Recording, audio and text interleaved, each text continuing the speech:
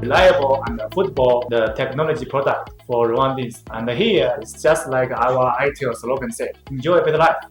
Let more and more Rwanda customers they can enjoy convenience from technology. Twizera ko mu minsi iri imbere bizorohera abantu benshi kuba bajya ku murongo wa 4G kubera ko noneho habonetse telefoni zihendutse. A60 nka fone dutangije uyu munsi rero twafatanije hamwe na itel twiyemeza ko umuntu wese uzajya ugura telefone abadafite ubushobozi bwo kuba batanga amafaranga yose icyarimwe, hari uburyo bazajya bishyura buri munsi cyangwa se buri cyumweru cyangwa se buri kwezi mu gihe cy'umwaka wose. Ni muri gahunda ya make make.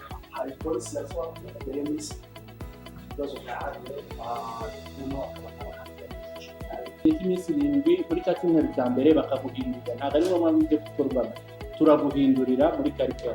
Akarusho rero kiyongeraho MTN bufatanye na itel, iyo ubiguze ukishyura muri serivisi ya make make, ariko noneho ukabona jiga imwe buri kwezi, ukiyongeraho n'iminota 25 yo guhamagara, ukiyongeraho na message 100 buri kwezi mu mezi 12. Our great cooperation with MTN and itel is the 4G penetration for all the Rwanda customers. Iyo winjiye mu buzima bwa 4G, abari mu bucuruzi, abari mu mashuri, abari mu ikoranabuhanga, kuva ku murongo wa 3G ujya ku murongo wa 4G kubera iyi telefone A60.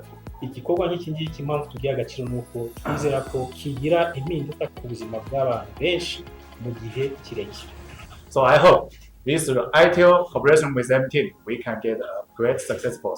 And thanks all the MTN support and thanks for all the itel staff contribution. Thank you.